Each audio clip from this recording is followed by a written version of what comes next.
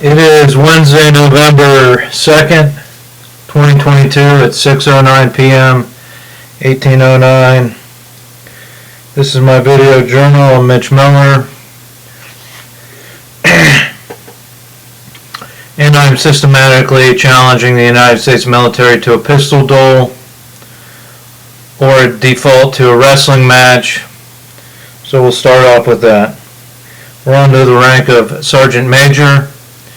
If you've attained the rank of Sergeant Major in the United States military, any of its branches, or its equivalent, I challenge you to a pistol duel using non-lethal paintball gun dueling pistols. Since we do not have the prototypes, we will revert to a wrestling match using scholastic rules. If you win the duel, you will delay me challenging the next rank down in the military by 6 months. You will also get a piece of my art valued at millions of dollars. If I win the duel, you must find money in your budget to fund my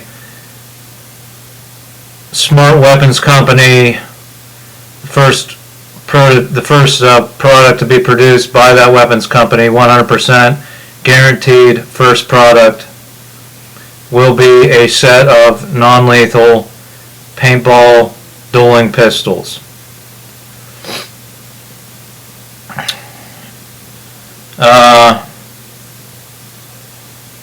If you cannot find approval for that budget, you must use your own money to fund my Smart Weapons Company. In return, you will get a stock certificate that has never been digitized if you request that. Could be handwritten, it could be written on a typewriter. Never been digitized stock certificate giving you partial ownership of the company and or a piece of my art valued at millions of dollars. So either way, you're a winner if you accept the duel. If you ignore this challenge or deny it or don't accept it, first and foremost, you are a coward, and the blood and death of any military action around the world is on your hands for not justifying and validating this new form of modern warfare, one that values hand-to-hand combat skills and marksmanship over sitting behind a console, watching video, reading a dossier, and hitting a button and flying a robotic death machine in to fire missiles at a house, killing whoever you are looking into. Or sitting behind a console and just firing missiles over into a foreign land. That's not courage, honor. It's not a gentleman's or a gentlewoman's way. It's the way of cowards. And someday, I'm calling you it that now, but someday others will acknowledge that that was the most cowardly way to settle your disputes.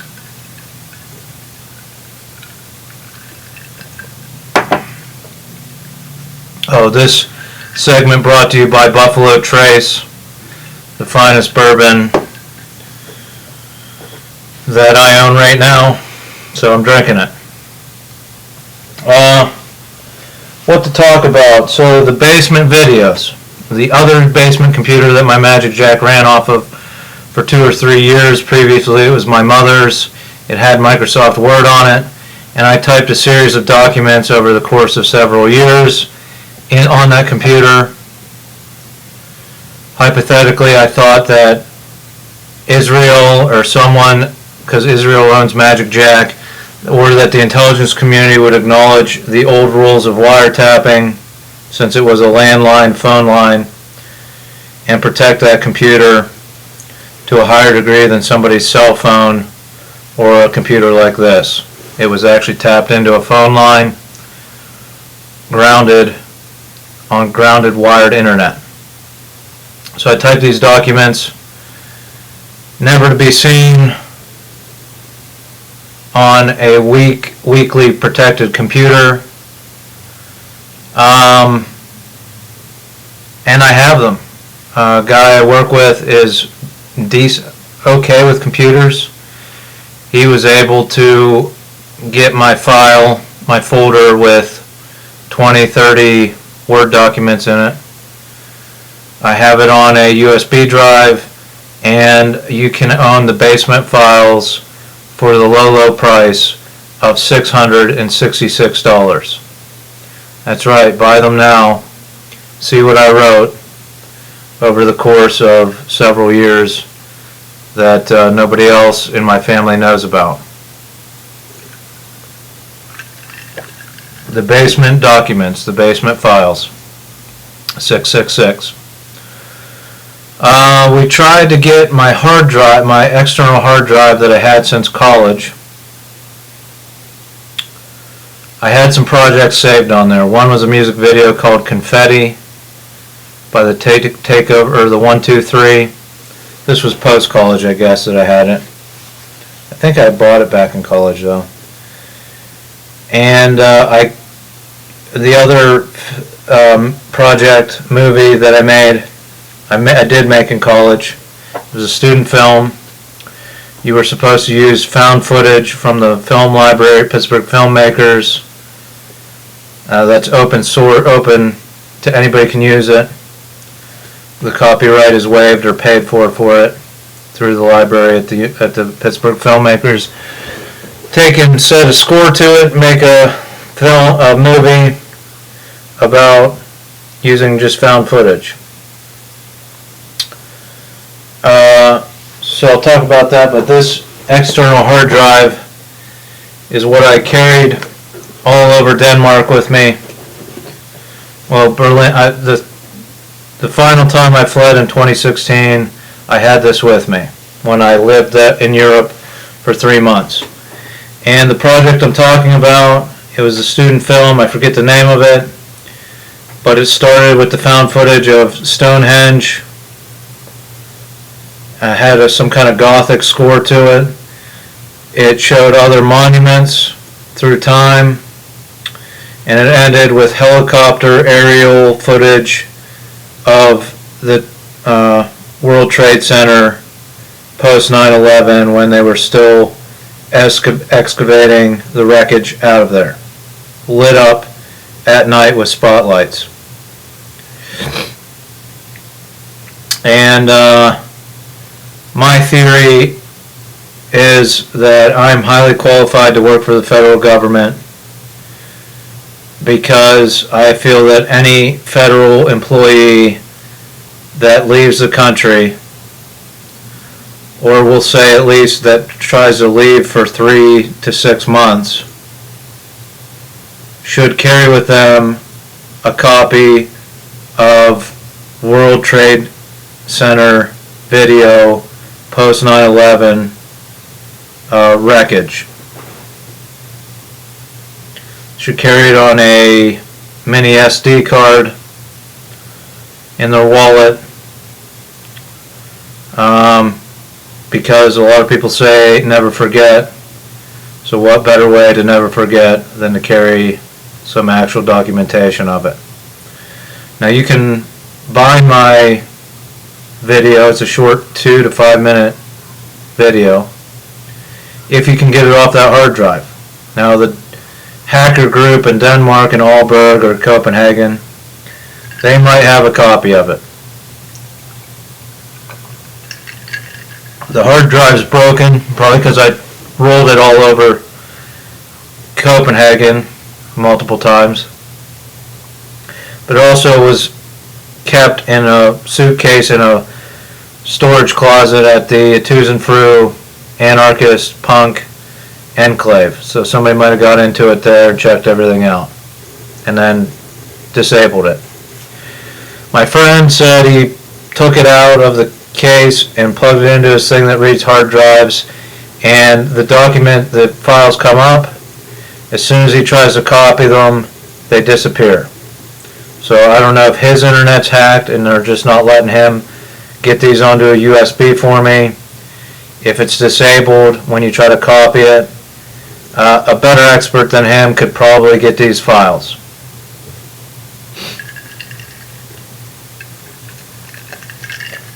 So if you are a computer person and can get them, I'll toss that student film in for free on the 666 package of basement documents, basement files, Word files. Save them to your computer and show them sparingly, or publish them, whatever you want to do, really. Anonymous. Supposedly Mitch Miller wrote these. They're interesting pieces about my travels and my theories and my psychosis theories and stuff like that. So, collector's item. Other than that, I don't really have too much. I have the basement files. I'm gonna. I hope these documents aren't lost forever. It was a good student film, and it was a good music video.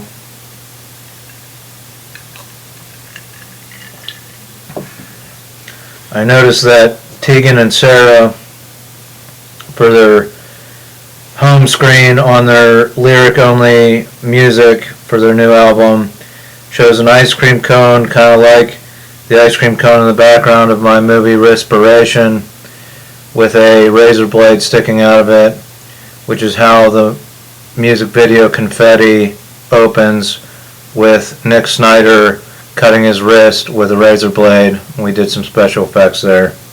So maybe it's floating around Hollywood somewhere, or I'm just delusional and think that two beautiful ladies, but I believe they are lesbians or into other women, why they would connect anything to me, I don't know. Plus they're Canadian, they probably hate Americans.